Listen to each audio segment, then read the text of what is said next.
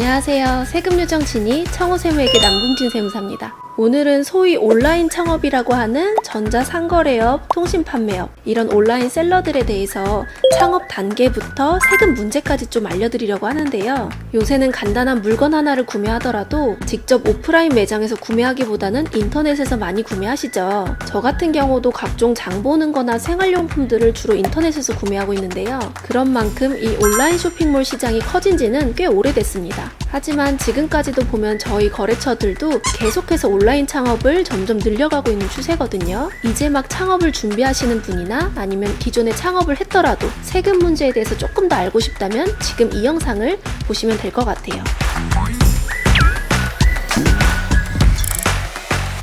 첫 번째, 사업자 등록 신청하기. 일단 온라인 창업을 하시려면은 사업자가 먼저 있으셔야겠죠. 옛날 같은 경우에는 세무서에 직접 방문을 해서 사업자 등록을 많이 했었는데요. 이제는 온라인에서 홈택스를 통해서 신고가 가능합니다. 홈택스에 로그인을 해서 사업자 등록을 신청하셔야 되는데 이때 간이가세냐 일반가세냐 이 둘 중에 선택을 좀 하셔야 돼요. 간이가세가 무조건 유리한 것은 아니고요. 상황에 따라서 내가 유리한 게 뭔지 판단을 좀 하셔야 되거든요. 간단하게 두 가지 차이점을 좀 비교해 드리자면 간이가세는 말 그대로 행정 절차를 조금 간편하게 만들어준 제도인데요. 일단 사업자를 내면 원래 부가가치세 신고를 하셔야 되는데 간이가세자는 이 신고를 1년에 한 번만 하시면 됩니다. 그래서 아무래도 신규 사업자나 이 세금 면에서 잘 모르는 대표님들 입장에서는 행정 절차가 간편하기 때문에 좀 편하다는 장점이 있습니다.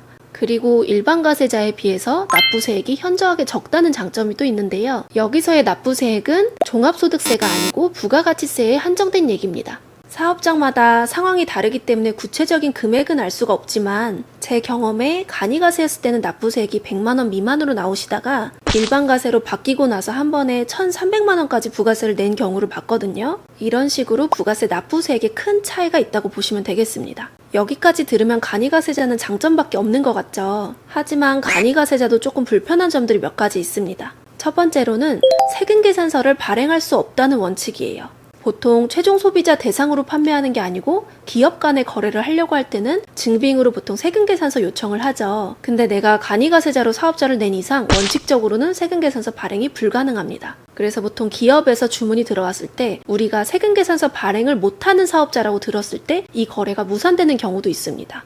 두 번째 단점으로는 부가가치세 환급이 불가능하다는 점입니다. 원래 부가세 계산 구조상 매출세액보다 매입세액이 큰 경우에는 부가세 환급이 일어나게 되죠. 근데 간이가세는 납부세액 면에서 큰 혜택을 주는 만큼 부가세 환급 자체는 안 되게끔 되어 있어요. 그래서 초반에 설비 투자가 많이 들어가는 음식점이나 제조업 같은 경우에는 함부로 간이가세를 했다가는 큰 금액의 부가세 환급을 놓칠 수도 있는 거죠. 저희는 전자상거래업을 창업하시더라도 혹시나 이런 초반에 들어가는 비용이 많다고 판단되는 경우에는 상황에 따라서 일반가세자가 유리할 수도 있습니다. 근데 처음에 사업자 등록할 때 간이가세로 선택을 했다고 해서 계속해서 간이가 유지되는 건 아니고요. 연매출 기준으로 1억 400만 원이 넘었을 경우에는 다음해 7월부터 자동적으로 일반가세자로 바뀌게 됩니다. 지금까지 말씀드린 게 간이가세자고요. 일반가세자는 그럼 어떨까요? 일반가세자는 일단 부가세 신고가 1년에 2번 하는 게 원칙입니다. 1월부터 6월 상반기의 부가세를 7월 25일까지 신고 납부하고요. 7월부터 12월 하반기의 부가세를 1월 25일까지 신고 납부하셔야 됩니다. 일단 이렇게 행정적인 절차가 조금 복잡하고요. 그리고 부가가치세 납부세액을 계산하는 데 있어서 매출세액에서 매입세액을 빼는 구조로 세액을 계산해서 납부하게 됩니다. 간이가세자랑은 다르게 세금계산서를 발급할 수가 있고 또 매입세액이 더 큰 경우에는 환급도 받을 수가 있습니다. 그리고 사업자 등록을 하실 때 사업장 주소지를 작성하게 되어 있는데요. 만약에 별도의 공간을 임차하지 않으셨으면 자택으로도 창업이 가능하고 공유 오피스나 별도의 사업장을 계약하셨다면 주소 등록을 하실 때 임대차 계약서를 첨부하셔서 사업자 등록을 하시면 됩니다.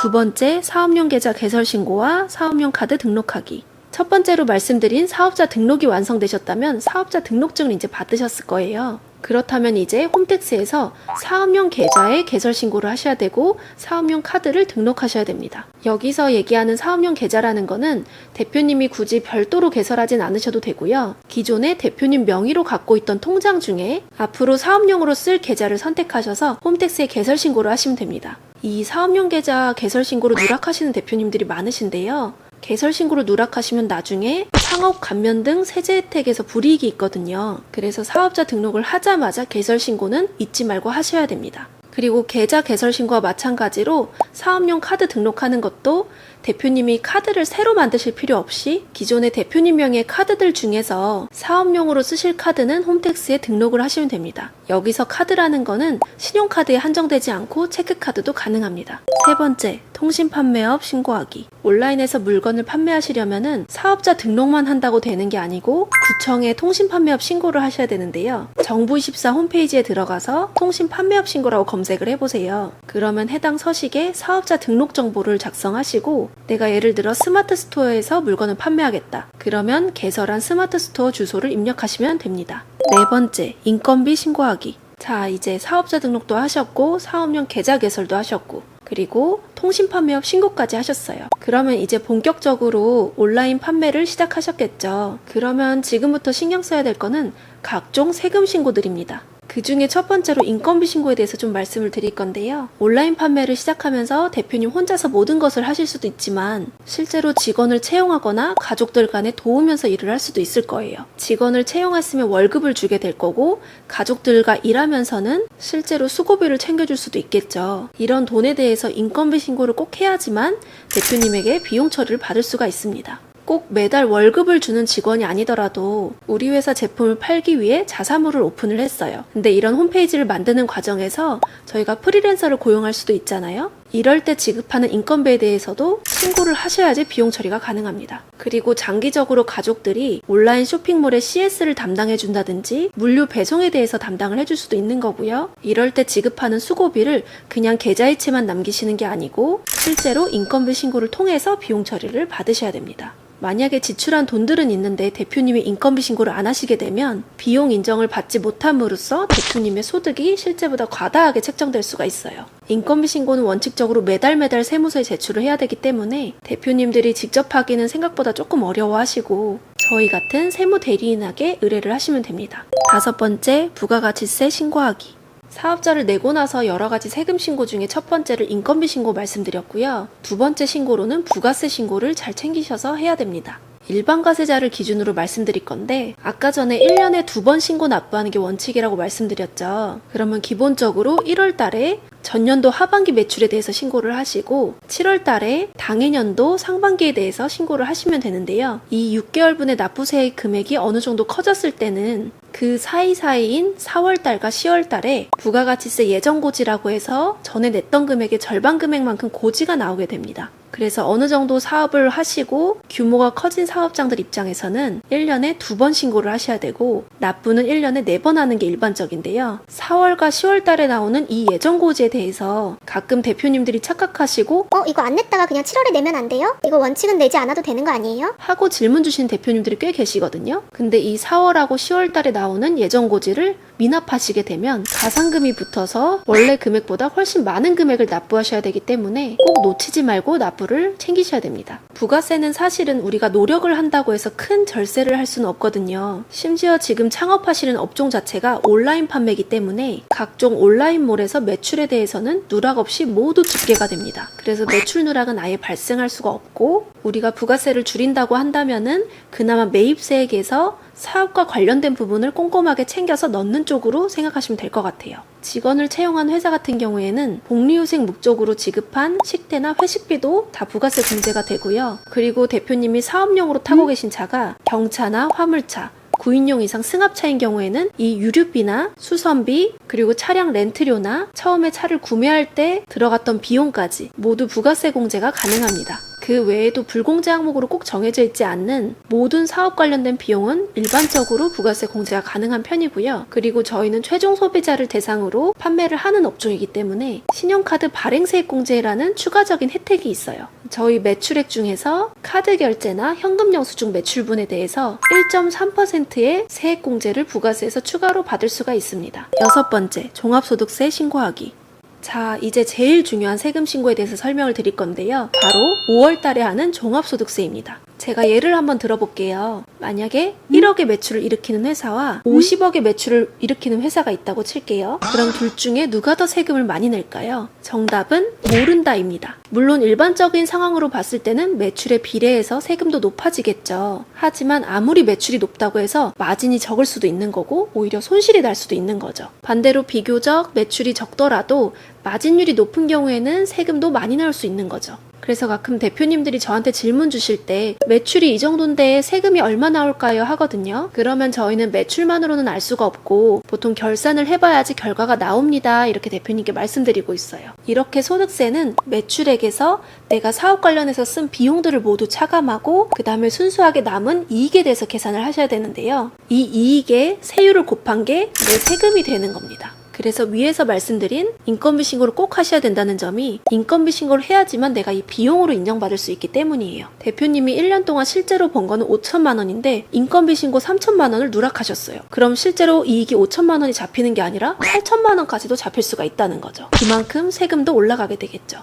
이거 외에도 경조사비를 챙기라든지 소득공제 상품을 활용해서 절세할 수 있는 방법까지 여러 가지 방법들이 있거든요. 그래서 제가 대표님들한테 항상 말씀드리는 거는 소득세는 대비를 잘하면 잘할수록 줄어들 수 있는 세금이다. 그래서 미리 상담도 받고 절세를 위해 노력도 하셔야지 5월 달에 좋은 결과를 받을 수가 있다. 이렇게 말씀드리고 도와드리고 있어요. 그 외에도 저희 전자상거래업 자체는 창업 감면이 가능한 업종이거든요. 만약에 만 나이로 34세 미만의 창업을 하셨고 그리고 수도권 과밀억제권역 외 지역에서 창업을 하셨다면은 5년간 종합소득세를 100% 감면 받을 수도 있는 거고요. 과밀억제권역 안에서 창업하셨더라도 50%까지 받을 수가 있어요. 그리고 34세 미만이 아니더라도 과밀억제권역 외 지역에서 창업을 하셨다면은 마찬가지로 50% 감면은 받을 수가 있거든요. 근데 올해 세법 개정안을 통해서 바뀐 점이 있습니다. 내후년인 26년도 이후에 창업한 경우에는 수도권과 수도권 과밀억제권역을 구분해서 감면율을 변동한다고 되어 있어요. 그래서 청년이 만약에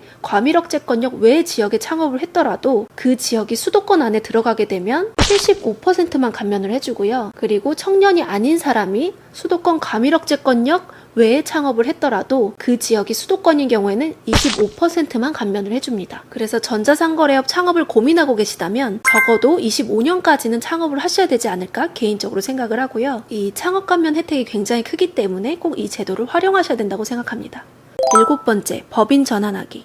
대표님들 처음에는 이제 막 창업한 사업장이고 내가 얼마나 성장할지 매출은 얼마나 올라갈지 아직 기대가 어렵기 때문에 개인 사업자로 보통 창업들을 하시죠. 근데 어느 정도 이익이 올라가고 매출도 올라갔을 때는 법인으로 전환하는 게 유리할 때가 있습니다. 제가 보통 권장드리는 타이밍은 매출에서 비용을 뺀 순수한 이익금이 연에 8천만 원이 넘었을 경우나 아니면 총 매출 자체가 10억이 넘었을 경우를 추천드리고 있는데요. 이때 법인 전환을 하게 되면 세금 면에서 개인보다 유리한 상황들이 나오기 때문에 그렇습니다. 이 정도 규모가 되면 사실 이미 기장을 하고 계실 거기 때문에 지금 맡기고 있는 세무사 사무실에도 상담을 받아보시면 좋을 것 같아요. 저희 사무실 같은 경우에는 중간에 가결산도 하고 연결산도 미리미리 해서 대표님의 매출이나 이익을 봤을 때 법인 전환하기 좋은 타이밍을 골라 미리 법인 전환과 개인 유지했을 때 장단점을 설명해드리고 대표님이 같이 선택할 수 있게끔 해드리고 있어요. 이렇게 법인 전환은 타이밍도 중요하고 대표님 개개인들의 상황도 중요하기 때문에 꼭 자세하게 상담을 받아보신 다음에 변경하시기를 권장드리고 있어요. 자, 오늘은 이렇게 온라인 판매업에 대해서 창업부터 세금 문제들까지 설명을 드렸는데요. 온라인 판매업은 경쟁이 정말 치열하지만 반면에 부업이나 적은 소자본으로도 창업을 할 수 있다는 장점이 있습니다. 그래서 많은 분들이 이 시장에 뛰어들고 계시는데 창업 이후에도 신경 써야 될 것들이 많이 있거든요. 그래서 세무적인 부분들까지 잘 챙기셔서 대표님들 사업 발전에 좀 더 도움이 됐으면 좋겠습니다. 더 궁금한 점이 있으시면 청호세무회계로 연락 주시고요. 여기까지 세금요정 진이 청호세무회계 남궁진 세무사였습니다. 감사합니다.